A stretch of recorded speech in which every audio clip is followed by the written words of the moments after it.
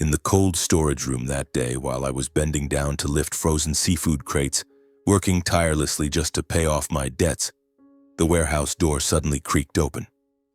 My boss, an old man with silver hair dressed in a neatly pressed suit but with eyes full of worry, stepped inside. He looked at me for a long time as if he wanted to say something but couldn't get the words out. Then all of a sudden his voice trembled hoarsely. "Adonis, do you know who you are? I am your real father." I froze, my hands letting go of the crate, the sound of it crashing echoing through the warehouse. Stammering, I could hardly believe it. "Boss, what are you saying? Are you mistaken?" He took a step closer, his eyes red and teary. "I've been searching for you for the past 10 years. My whole body trembled, my legs giving way beneath me.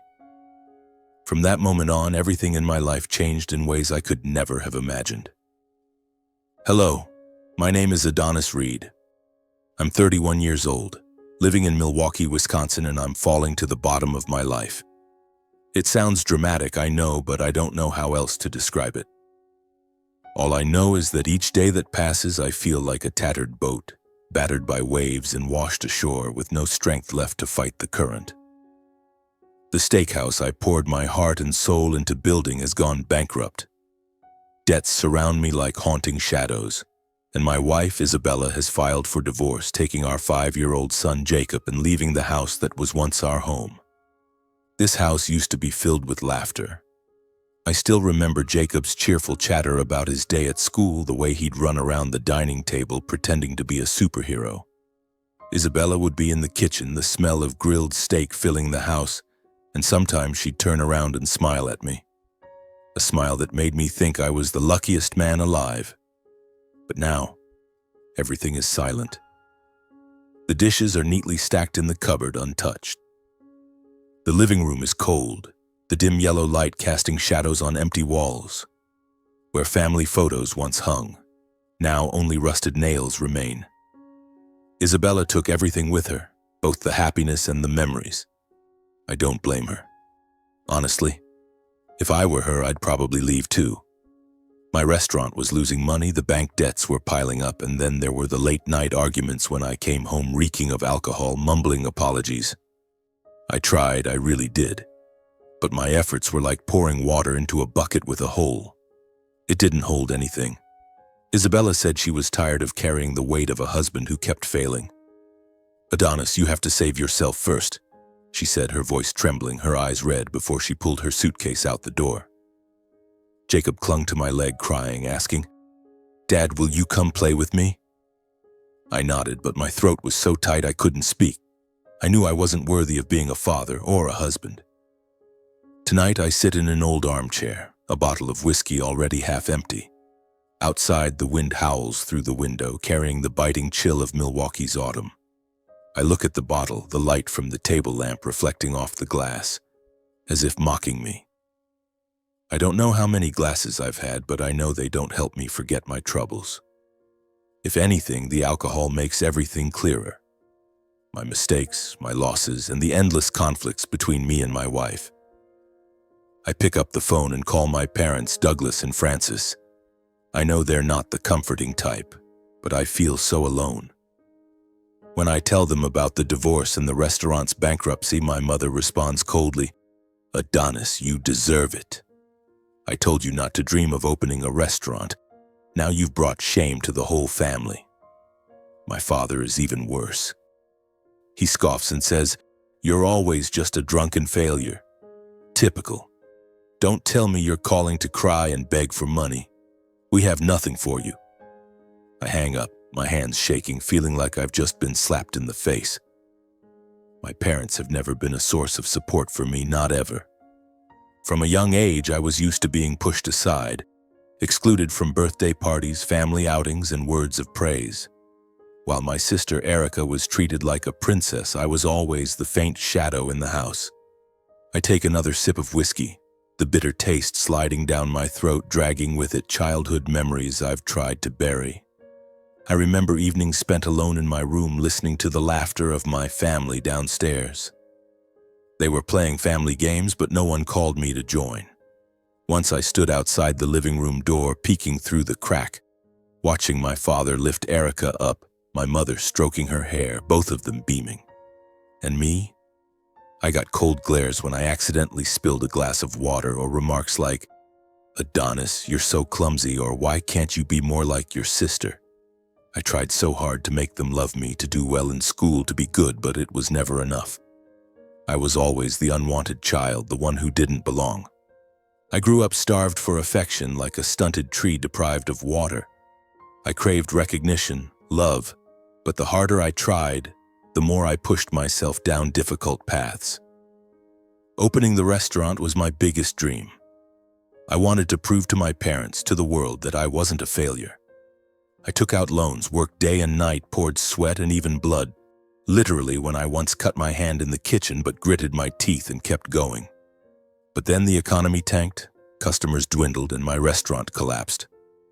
I lost everything: my dream, my family, and myself. Now, sitting in this empty house, I feel like a stranger in my own life. I look in the mirror and see a tired man with disheveled hair and dark circles under his eyes. "Who are you, Adonis?" I whisper to myself. I no longer recognize the man in the mirror. The man who used to dream big, laugh loudly, and carry Jacob to sleep on his shoulder. He's long gone. I stand up, stumbling to the balcony. The cold wind slaps my face as if trying to wake me from a trance. Under the faint glow of streetlights, the city of Milwaukee stretches out, peaceful but distant. I think of Jacob, of his big round eyes when he asked, "Dad, why is Mom sad?" I couldn't answer because I don't even understand what I did wrong. All I know is that I've failed once again, just like my parents always said. I once thought I was strong, that I could overcome anything, but now I just want to give up, to end it all. Maybe that's the only way to stop this pain. That night, the rain began to fall, each heavy drop pounding against the window, as if trying to shatter the silence of the house.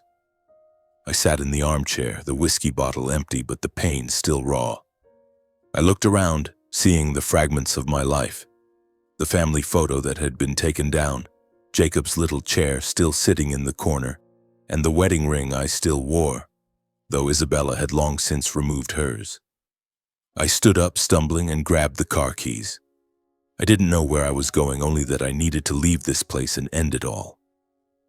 I drove through the familiar streets of Milwaukee, the rain lashing against the windshield, blurring the streetlights. I didn't turn on the radio, not wanting to hear anything but the sound of the rain and my racing heartbeat. I thought of Jacob, of his bright, shining eyes, and suddenly I found myself stopping in front of the apartment building where Isabella and Jacob were living. I sat in the car, looking up at the third floor, where a warm golden light spilled from the window. Through the rain, I saw Jacob's small silhouette darting around the room, probably playing with his toys. His laughter echoed in my mind, though it was just my imagination. I smiled, a weak, painful smile.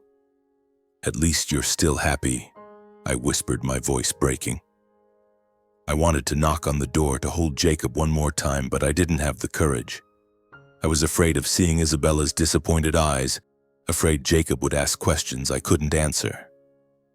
I turned away, started the car, and drove off, leaving that warm light behind.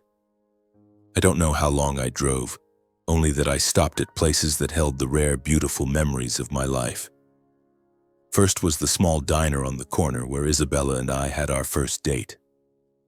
I still remember her sitting across from me, wearing a pale blue dress, laughing brightly as I told a silly story from college.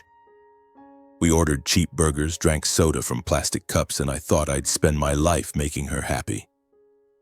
Now I stood outside the diner in the rain, looking through the fogged-up glass. Inside, other couples were laughing and talking, carefree like Isabella and I once were. I turned away, feeling like a knife was twisting in my heart. The rain grew heavier, but I didn't care. I drove out of the city to the big bridge on the outskirts. Old Mill Bridge, where the dark, inky river flowed below, deep and cold. I stopped the car, got out, and stood in the middle of the bridge, gripping the railing tightly. The rain stung my face, the wind howled in my ears, but I felt nothing but emptiness. I looked down at the water, imagining it sweeping me away, erasing all the pain, all the failures. My hands trembled, my fingers clutching the railing, then slowly loosening.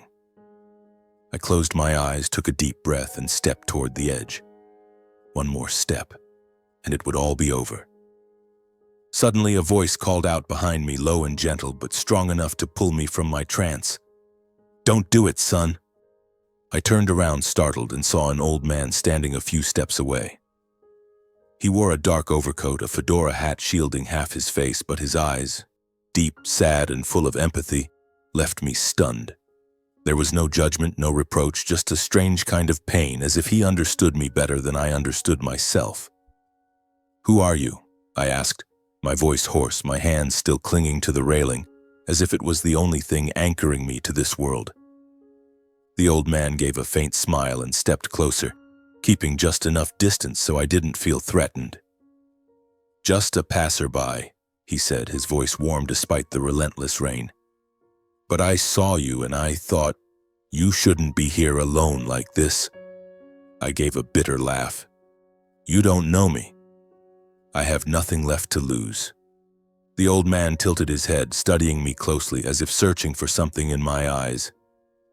"You're still alive, aren't you?" he said. "That means you still have a chance. Don't let the rain cloud that." I shook my head, anger mixed with despair rising inside me. "A chance? That's easy for you to say. What do you know about me? About what I've lost?" The old man didn't answer right away. He just stood there in the rain, his gaze never leaving me. "I don't know everything," he said slowly. "But I know what pain looks like. And I see it in your eyes. Don't let it win, son."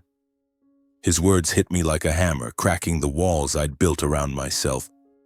I wanted to scream, to tell him to leave me alone, but something in his voice, in his eyes, stopped me. I let go of the railing, stepped back, and felt my legs tremble. The rain kept falling, but for the first time in days I felt a faint glimmer of light, fragile as it was. "Come with me," the old man said, his voice low but gentle, pointing toward the warm golden light of a small cafe at the end of the bridge. "Just one cup of coffee. You don't have to be alone tonight." I looked at him, a stranger in the rain, and for reasons I couldn't explain, I nodded. Maybe because I had nothing left to lose. Maybe because in that moment I wanted to believe there was still something worth living for. I followed him, my shoes heavy with rainwater, each step pulling me away from the darkness in my mind. The small cafe was tucked along a quiet road, its light spilling through fogged-up windows like an oasis in the storm. Inside, the rich aroma of roasted coffee mingled with the soft hum of jazz music, creating a warm atmosphere that stood in stark contrast to the biting cold outside. I sat down at a small wooden table in the corner across from the old man. He took off his hat, revealing white hair and a weathered face, its wrinkles telling the story of a life full of storms. The server brought 2 steaming cups of coffee, the rising vapor softening the distance between us. "What's your name?" he asked, lifting his cup but keeping his eyes fixed on me. "Adonis," I replied, my voice hoarse as if I hadn't spoken to anyone in ages. "Adonis Reed." He nodded. "I'm Gregory," he said simply, then fell silent for a moment as if weighing something.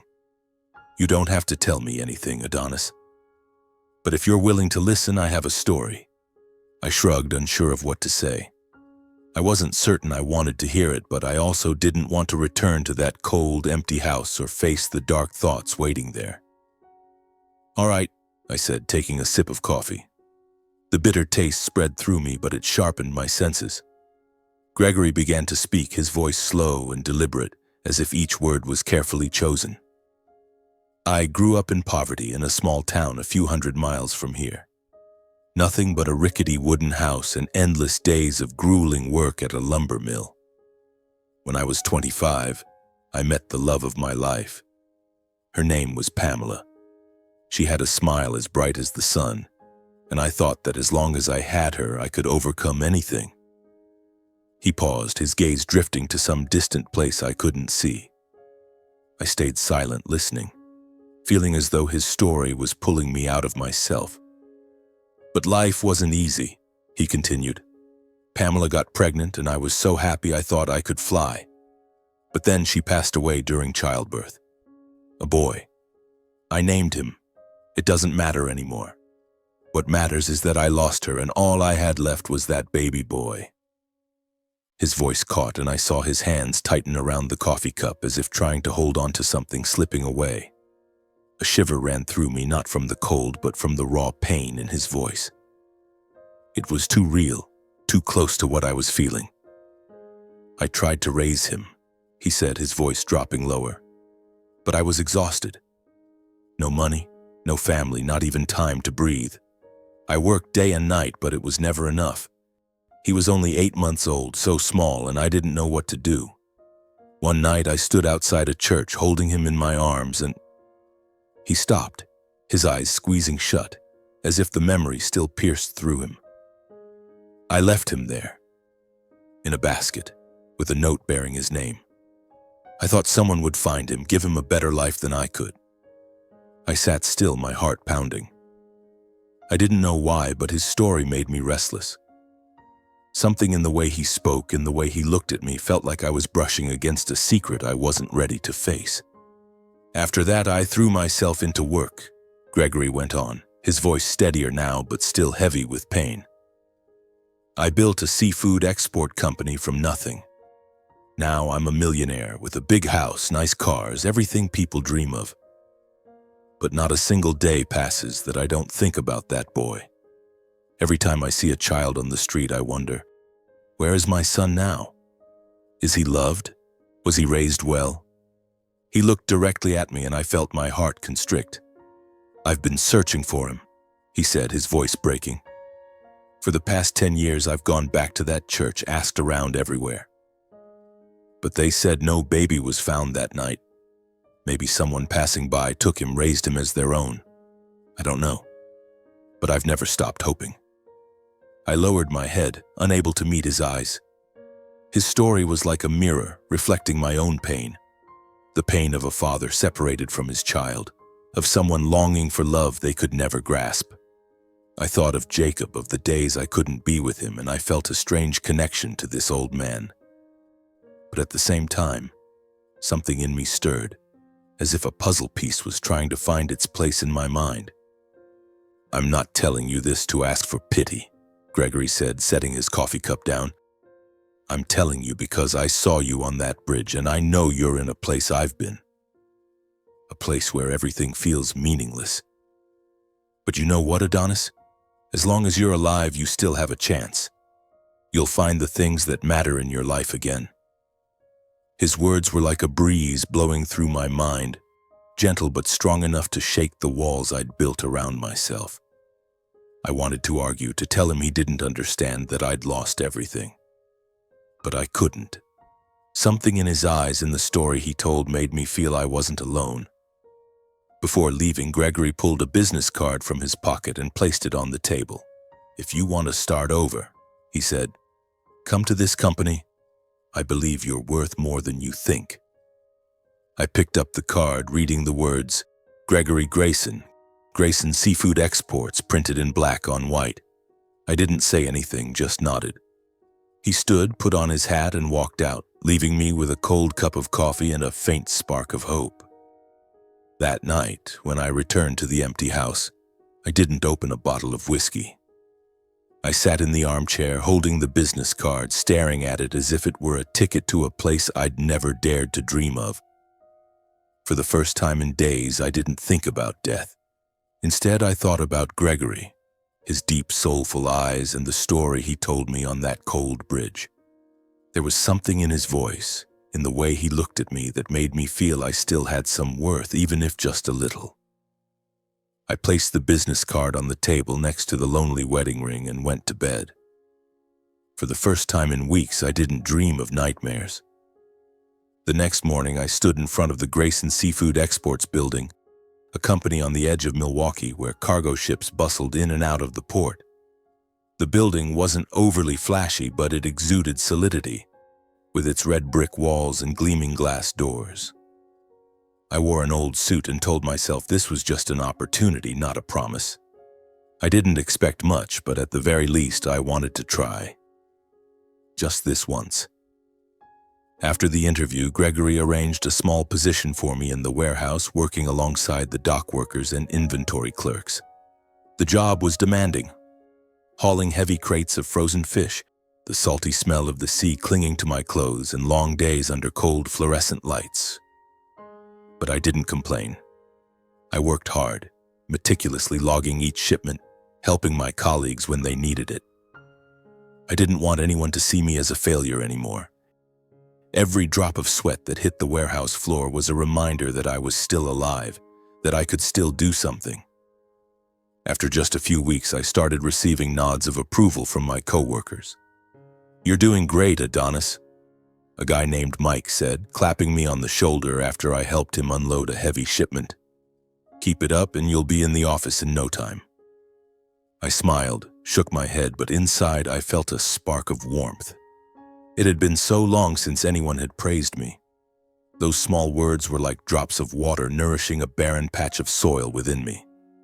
The strange thing was Gregory. He showed up at the warehouse often, even though people said he rarely came down to this area. A man like him, a millionaire, the company owner, should have been in an air-conditioned office signing contracts and meeting partners. Yet there he was, chatting with the workers, asking about their tasks, and in particular keeping an eye on me. Once I caught him standing in a corner of the warehouse watching me as I checked inventory. His gaze wasn't supervisory, it was more like he was searching for something. I didn't understand, but every time I met his eyes, I felt an odd connection, as if he saw something in me that I couldn't see myself. I started to feel like Grayson Seafood Exports was a second home. Here, no one knew about my failed past, my bankrupt restaurant, or my broken marriage. They only saw Adonis, the hard-working guy who was always ready to lend a hand. Each day I regained a piece of the confidence I'd lost. I was no longer the loser sitting in an empty house clutching a bottle of whiskey and mourning what was gone. I was Adonis Reed, someone trying step by step to stand back up. Gregory grew closer to me as well. He'd call me into his office, not to check on my work, but to talk. He asked about my life, about the dreams I once had. I told him about Jacob, how he loved hearing stories about knights and dragons, about his smile when I pushed him on the swing. Gregory listened, nodded, and sometimes I saw a flicker of indescribable sadness in his eyes. "You're a good father, Adonis," he said once, his voice low and steady. "Don't ever let anyone make you think otherwise." Those words hit me deeper than I expected. I wanted to believe him, but the wounds in my heart were still there, reminding me that I'd failed Jacob, Isabella, and myself. One afternoon, the Milwaukee sky was unusually clear, free from the biting chill of rainy days. I was in the warehouse helping a group of workers unload a shipment of frozen salmon. The work was grueling, my shirt soaked with sweat, so I took off my jacket, leaving just a thin tank top. I didn't pay attention to my surroundings, focusing only on lifting each crate and stacking them neatly on the shelves. The sound of my coworkers' laughter filled the air, the atmosphere lighter than usual. Then I heard familiar footsteps. Gregory. "Adonis, you're doing great," he said, standing a few steps away, hands in the pockets of his overcoat. I turned, smiling, about to thank him. But then I saw his face change. His eyes widened, his lips trembled as if he'd just seen a ghost from the past. He stepped forward slowly, his gaze fixed on my shoulder. I looked down, following his eyes, and realized he was staring at the small star-shaped birthmark on my left shoulder. A mark I'd had since birth, one I'd never paid much attention to. "My God," Gregory whispered, his voice choking, his eyes brimming with tears. "It's you." The air in the warehouse seemed to freeze. My coworkers stopped talking, stopped working, their curious gazes turning toward us. I stood there, bewildered, my heart pounding. "What are you talking about?" I asked, my voice trembling, not understanding what was happening. Gregory stepped closer, his hand shaking as it reached toward my shoulder, but he stopped as if afraid of startling me. "Adonis," he said, his voice breaking. This birthmark, I've seen it before. On the shoulder of a baby, the son I left behind. I stepped back, my mind reeling. No, it can't be, I muttered, feeling the floor beneath me crumble. But Gregory's eyes, filled with pain and hope, held me in place. I wanted to run, to scream that he was mistaken, that this was just a ridiculous coincidence. But the birthmark on my shoulder, that small, star-shaped mark I'd never paid much attention to, now felt like an accusation, an invisible thread pulling me toward a truth I wasn't ready to face. "Adonis," Gregory said, his voice trembling as he stepped closer. His eyes were blurred with tears streaming down his weathered face. "You're my son. I know it. This birthmark, I saw it when you were a baby, when I—" He paused, his voice choking as if the words were stuck in his throat. "When I left you behind." The warehouse fell into a suffocating silence. My co-workers, who had been laughing and chatting just minutes ago, now stood frozen, their eyes a mix of curiosity and awkwardness. My head pounded, my heart hammering as if it might burst through my chest. What are you talking about?" I stammered, my voice faltering. "My parents are Douglas and Frances. They raised me. I'm not your son." But even as I said those words, I knew something was off. Memories of my childhood, the cold glares, the biting remarks, the distance from my parents, flooded my mind, sharp as a knife's edge. I'd always felt like I didn't belong, like a misplaced puzzle piece in their family picture. But to accept that they weren't my real parents, that the man standing before me, a millionaire company owner, was my biological father, that was too much to bear. Gregory dropped to his knees, heedless of the dusty warehouse floor or the staring eyes around us. He covered his face, tears falling, his voice breaking. "I was wrong, Adonis. I abandoned you. It's a wound I've carried my whole life. I thought you'd have a better life, but I was wrong. I'm sorry. I'm so sorry." I stood there, frozen, feeling like the world was unraveling. I wanted to yell at him, to demand why he'd left me, why he'd let me grow up in disdain and loneliness. But I couldn't speak. My mouth was dry and my heart ached with a strange mix of pain and longing. A longing to believe I had a real father, one who was crying for me, begging for my forgiveness. "I want to make it right," Gregory said, standing up, his voice shaking but resolute. "I don't expect you to forgive me right away, but let me be there for you, Adonis. Give me a chance." I shook my head, not out of rejection, but because I didn't know what to do. My mind was a tangled mess. I needed answers, not from Gregory, but from the people who raised me, Douglas and Frances. I needed to know the truth, to understand why they'd treated me like a burden for 31 years. "I have to go," I said, my voice hoarse. "I need to see my parents." Gregory nodded, his eyes full of concern but also determination. "I'll go with you," he said, "if you'll let me." I looked at him, this man who just moments ago was my boss, a kind stranger. Now he stood there, a piece of a past I'd never known. I nodded, unsure why I agreed. Maybe I just needed someone by my side, even if only to face the storm ahead. That afternoon, I drove to the old house in the suburbs of Milwaukee where I grew up with Douglas, Frances, and my sister Erica. Gregory sat in the passenger seat, silent throughout the drive, but I could feel the tension in his every breath. The house came into view just as it was when I left it. Faded gray shingles, a rickety wooden fence, and a patchy lawn overgrown with weeds. It had never been a warm place, but now it looked even colder, like a shadow of my past. I knocked on the door, my heart pounding as if it might burst. Frances opened it, her face hardening, her cold eyes sweeping over me. "Adonis," she said, her voice devoid of emotion. "What are you doing here?" Then she glanced over my shoulder, saw Gregory standing behind me, and frowned. "Who's this?" I didn't answer, pushing past her into the house, Gregory following quietly. Douglas was in the armchair, the flickering light of the TV illuminating his face. He glanced at me, his lips curling into a mocking sneer. "Oh, the prodigal son returns. Here to beg for money?" I stood tall, Meeting their eyes, my voice cold but laced with years of pain. I'm not here for money. I'm here for the truth. Why did you always treat me like I was unwanted? Why did I never feel loved like Erica? Why did I never feel like your son? Frances gave a scornful laugh, crossing her arms, her eyes sharp and cold. Always so dramatic, Adonis. What do you want? An apology for being a failure?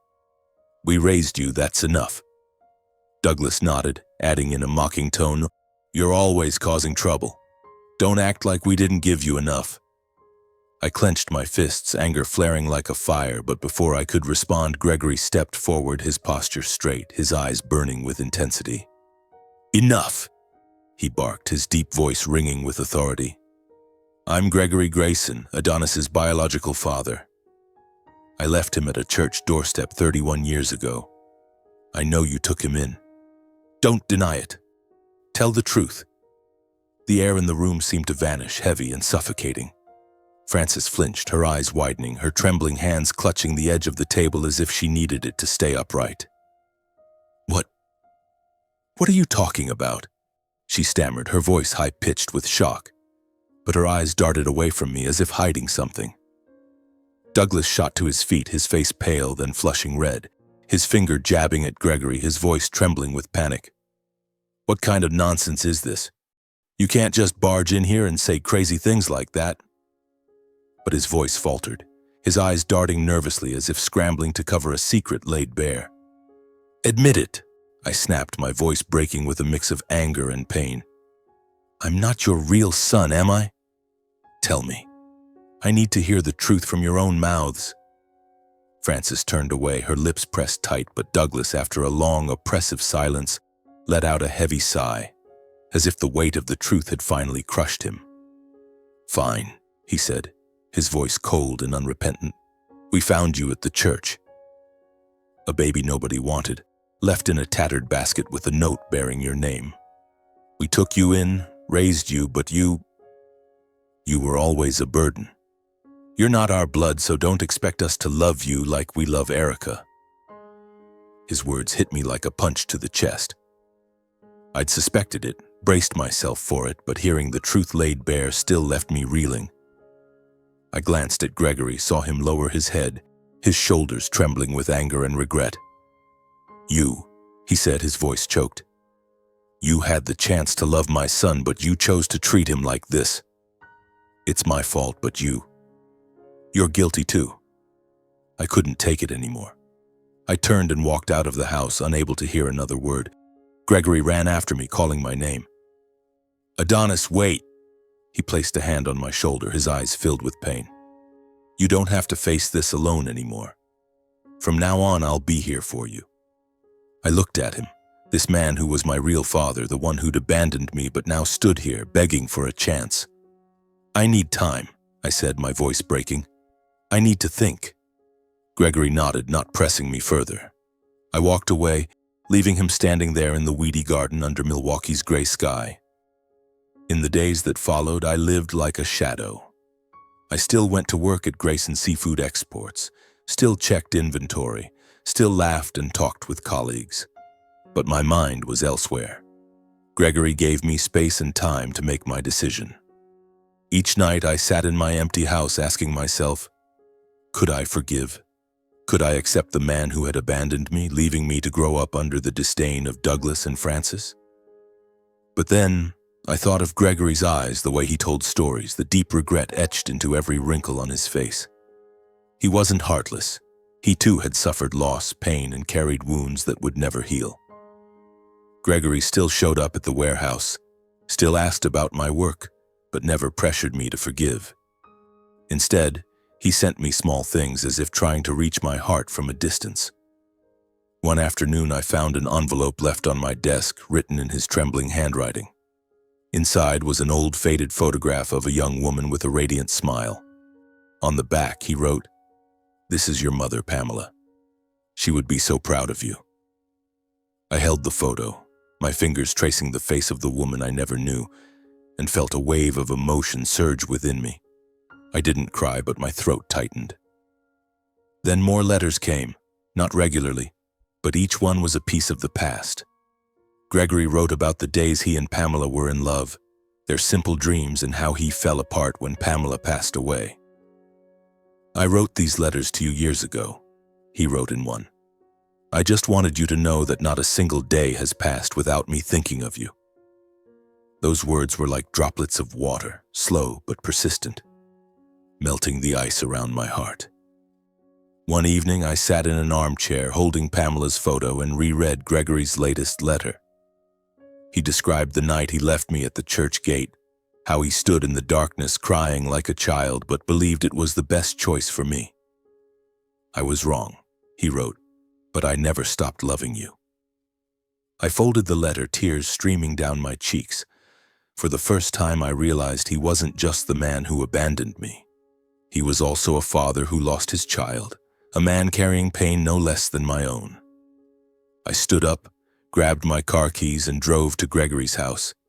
It was a large home in the suburbs, shaded by oak trees with glowing glass windows. I knocked on the door, my heart pounding, unsure of what I would say. Gregory opened the door, dressed in a simple shirt, his eyes a mix of surprise and hope. "Adonis," he said, his voice trembling. "You came." I didn't let him finish. I stepped forward, looked into his eyes, and softly said, "Father." Just one word, but it carried a lifetime of turmoil, wounds, and hope. Gregory's eyes welled up and he stepped forward to embrace me, his arms so tight I could feel his heartbeat, as if he feared I might vanish. "My son," he whispered, his voice choked. "Thank you. Thank you for giving me a chance." We stood there in the wide hallway, two men separated for 31 years, now reconnected by a fragile but resilient bond. I said nothing more, but in that moment I knew I had forgiven. Not because I forgot the pain, but because I wanted to free myself. From then on, my life turned a new page. Gregory introduced me to everyone at the company, not just as an employee, but as his son, the future heir of Grayson Seafood Exports. Colleagues who once joked with me now looked at me with a mix of surprise and respect. I was no longer Adonis Reed, the failure with a bankrupt restaurant. I was Adonis Grayson, the man trusted by his father, rebuilding himself from the ashes. Gregory supported me not just in work but in spirit. He taught me how to run the company, how to negotiate with partners, but more importantly, he taught me to believe in myself. "You have talent," he said once, as we sat in his office overlooking the Milwaukee harbor. "You just need a chance to prove it." Those words were like a flame warming me through the coldest days. I began taking part in the company's major projects, from market expansion to improving production processes.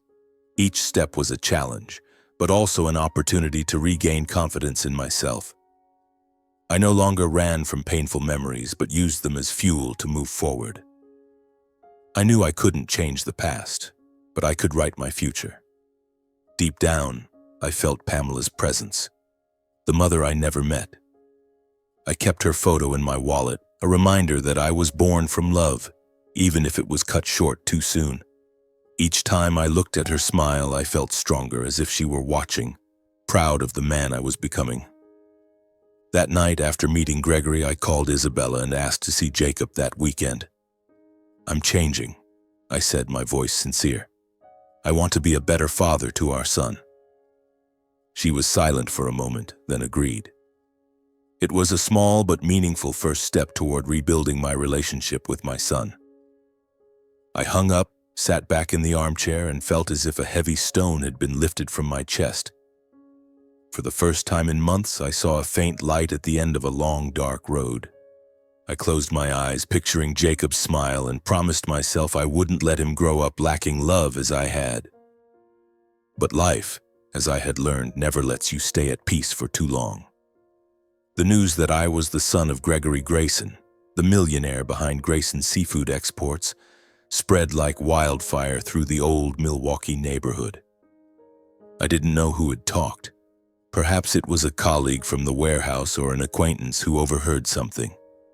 But just a few weeks later, as I was beginning to settle into my new rhythm, working alongside my real father and spending afternoons thinking about Jacob, the door to my past swung open with cruel force. One evening, as I returned home from the company, there was an urgent knock at the door. I opened it to find Francis and Douglas, the people I once called parents who raised me but never truly loved me. Francis wore her old, worn sweater, her eyes glinting with a mix of awkwardness and greed. Douglas stood behind her, hands in his pockets, but I saw him glancing around my house as if calculating how much money I might have. "Adonis," Francis said, her voice sickeningly sweet, a tone I'd never heard from her before. "Can we come in? We need to talk." I gripped the door handle tightly as a flood of painful childhood memories rushed back, but I nodded, saying nothing, and let them step inside. They sat on the sofa, Francis fidgeting with her hands while Douglas cleared his throat, clearly uncomfortable. I stood across from them, arms crossed, waiting. "We heard about your situation," Francis began, her voice cautious. "About Mr. Grayson. About you being his son. It's incredible, Adonis. We're happy for you." "Happy?" I gave a bitter laugh, my voice laced with resentment. "Are you happy I found my real father, or happy because you think I'm rich now?" Douglas frowned, his face reddening. "Don't talk to your mother like that," he snapped, but his voice lacked its usual confidence. "We raised you, Adonis. Without us, you'd have starved on the streets." I felt the blood rush to my head, but I held myself back, taking a deep breath. "Raised me? You call mocking me, pushing me aside, treating me like a burden, raising me? You never made me feel like I was your son." Francis started crying, but I knew those weren't tears of remorse. She wiped her eyes, her voice trembling. "Adonis, we're old now. No one takes care of us. Erica's busy with her own family, and we have nothing. You're the son of a millionaire now. Can't you help us? After all, we raised you. That's worth something, isn't it?" Her words cut like a knife, but not because I was heartbroken. I was angry. Angry at their shamelessness, angry that they dared use the past to manipulate me. I remembered the nights spent alone in my room, hearing their laughter with Erica downstairs. The times I was scolded for spilling a glass of water. The birthdays without cake, without gifts, without even a hug. Worth something. Their worth left me with scars that would never heal. Before I could respond, the doorbell rang urgently, cutting through the stifling tension in the room. I frowned, walked to the door, my heart pounding with a bad feeling. Gregory stood there, his face etched with worry, his sharp eyes glancing over my shoulder at Francis and Douglas, who sat frozen on the sofa. He still wore his dark overcoat, his hands clenched as if he'd rushed here. "Adonis," he said, his voice low but resolute. "I heard they were here. I couldn't let you face them alone. I want to be here if you need me." His presence made Francis pale, while Douglas jumped up, pointing at him, his voice trembling with anger and confusion. You're the one who abandoned this boy, and now you show up playing the perfect father? What a joke!" But Gregory's icy, authoritative gaze silenced him. I felt the strength radiating from my real father, and in that moment I knew I wasn't alone anymore. Gregory didn't respond immediately. He stepped inside, stood beside me, and placed a hand on my shoulder. A firm gesture, as if to say I was no longer alone. "I was wrong to abandon Adonis," he said, his voice low but sharp. "That's a wound I'll carry for life. But you had the chance to love him, to raise him. You chose to treat him cruelly, and now you dare come here to make demands? Don't even think about exploiting my son again." I looked at Gregory, feeling the strength from the father I once thought I'd never have. Then I turned to Francis and Douglas, the people who turned my childhood into a chain of pain. "Raising someone should come with love," I said, my voice calm but firm. "But for 31 years, I never felt that from you. I've had enough. From now on, I choose my real family." Francis sobbed louder, but I knew it was just an act. "Adonis, you're ungrateful. We gave you everything," she cried, her voice breaking, no longer convincing. Douglas just stood there, face flushed but speechless. I opened the door, gesturing for them to leave. "I don't owe you anything," I said, my voice steady. Go and don't come back." They left, Francis still muttering accusations while Douglas walked silently, head bowed. When the door closed, I felt an immense weight lift from my shoulders. I turned to Gregory, who stood there, his eyes filled with pride and pain. "You did the right thing," he said, his voice warm. "You're stronger than I thought." I nodded, saying nothing, but in my heart I knew I had just severed the final tie to my painful past. I was no longer the child desperate for love from people who never gave it. I was Adonis Grayson, with a father standing behind me, ready to protect me. For the first time, I felt I truly had a foundation, a home. In the weeks that followed, I threw myself into work at Grayson Seafood Exports with newfound energy. Gregory was not only my father, but also my mentor, my guide. He taught me how to read financial reports, negotiate with major partners, and most importantly, trust my own instincts. "You have a practical mind, Adonis," he said once as we sat in his office. "That's something you can't learn.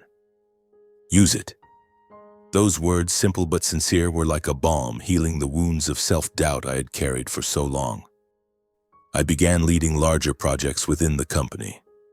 One of my first challenges was expanding the market to nearby cities, where demand for high-quality seafood was surging.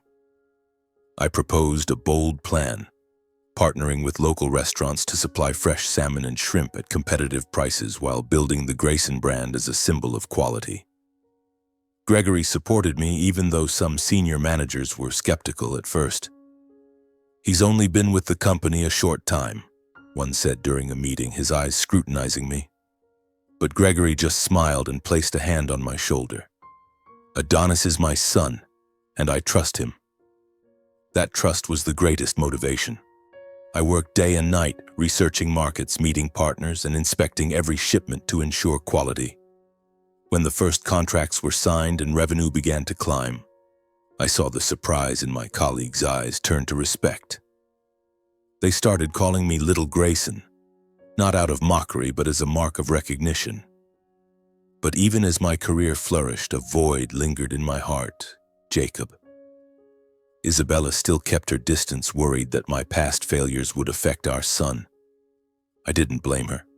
I knew I had once been a terrible husband and father, letting alcohol and self-doubt drag me to rock bottom. But I was different now.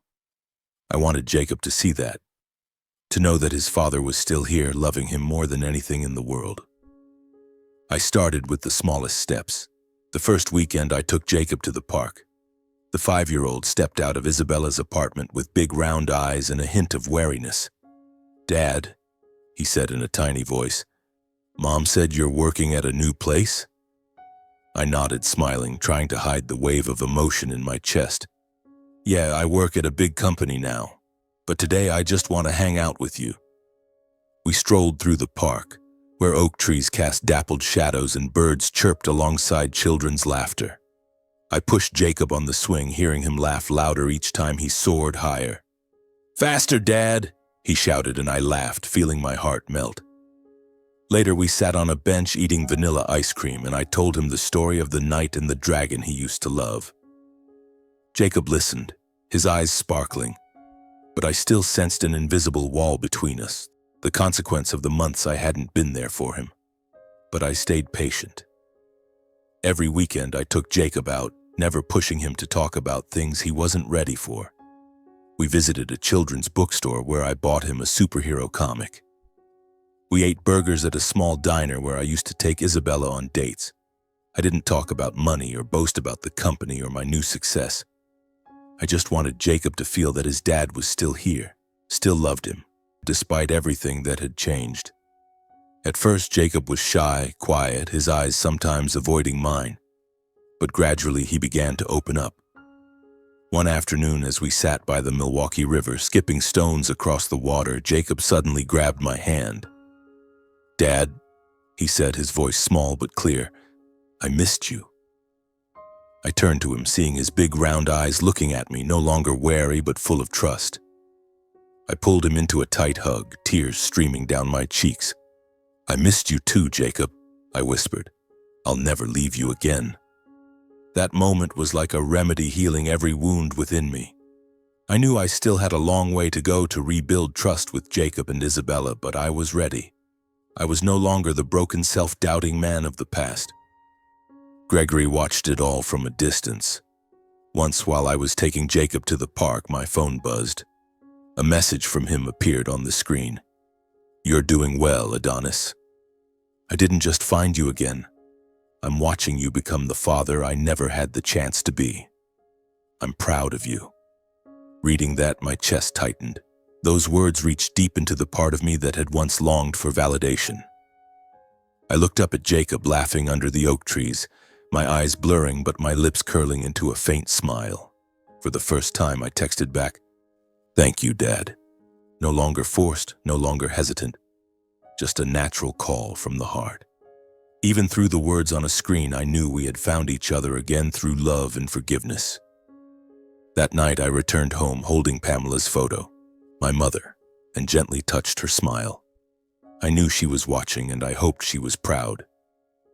My life, once shattered, was being rebuilt day by day, moment by moment. I no longer ran from the past, but used it as a foundation to move forward, with Jacob by my side, Gregory behind me, and the belief that I was worthy of love.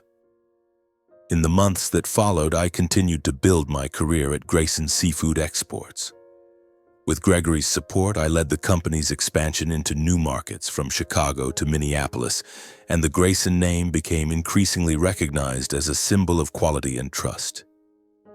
Partners began seeking me out, not just because I was Gregory's son, but because they saw my dedication and sharp thinking.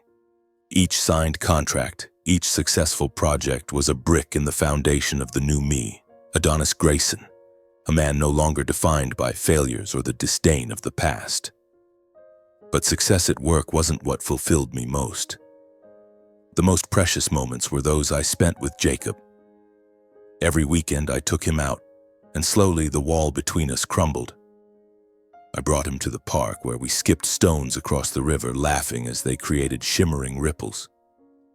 I read him stories, growling like the dragon from his favorite tales, and each time I heard his laughter, I felt my heart heal a little more. Isabella began to soften as well. She no longer kept her distance as before and even invited me to stay for dinner once when I dropped Jacob off. "You've changed, Adonis," she said, her eyes gentler. "Jacob needs you." Those words, though simple, were the greatest gift I'd ever received.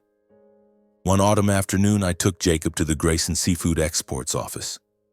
He looked around curiously, pointing at the large crates and asking me everything from where salmon lived to why ships were so big. Gregory appeared, dressed in a simple suit, and knelt down before Jacob, smiling. "You're Jacob, right?" he said warmly. "Your dad's told me a lot about you." Jacob nodded shyly, then suddenly grabbed my hand as if to make sure I was still there. I looked at Gregory, then at Jacob, and felt a warm current connecting 3 generations of us. 3 generations once torn apart by loss, now bound together by love and understanding. Gregory took Jacob to see a cargo ship, explaining how the company worked while I stood at a distance, smiling. I saw Gregory's eyes light up as he talked to Jacob, as if he were reliving the years he'd lost with me through his grandson. In that moment, under the fiery sunset over Milwaukee's harbor, I realized that family isn't just about blood. Family is where there is love, where you are accepted and cherished, no matter your past. That night, I sat alone in the living room holding Pamela's photo and wrote a letter to myself, a habit I'd learned from Gregory. "Adonis," I wrote, "blood can be lost, but true family is where there is love and understanding. Never underestimate a child, for the wounds of childhood can ruin their entire life. And never give up, because even in despair, you can find a reason to keep living." I folded the letter, placed it next to Pamela's photo, and felt my heart lighten as if I'd released the final burden into the river of my life. My journey isn't a fairy tale with a perfect ending. There are still days when I wake up with old pain, moments when I wonder if I'm truly worthy of this happiness. But every time I look into Jacob's eyes, every time I hear Gregory call me son, I know I've found a reason to keep going. I've learned to forgive, not to forget the pain, but to free myself from it. I've learned to love not just others, but myself. If I could send a message to anyone lost in their own darkness, it would be this. Cherish family, but have the courage to walk away from toxic relationships. Money can bring comfort, but only love and care create a true home. No matter how painful the past, the future can be rewritten if you're brave enough to move forward. I did it, and I believe you can too. I stood up, stepped onto the balcony, and looked at the starry Milwaukee night sky. A gentle breeze carried the scent of the sea from the distant harbor. I smiled, whispering softly to Pamela, to Jacob, to Gregory, and to myself. Thank you for giving me a chance to keep living. Then I turned back inside, ready for tomorrow. Another day to live, to love, and to become the best version of myself.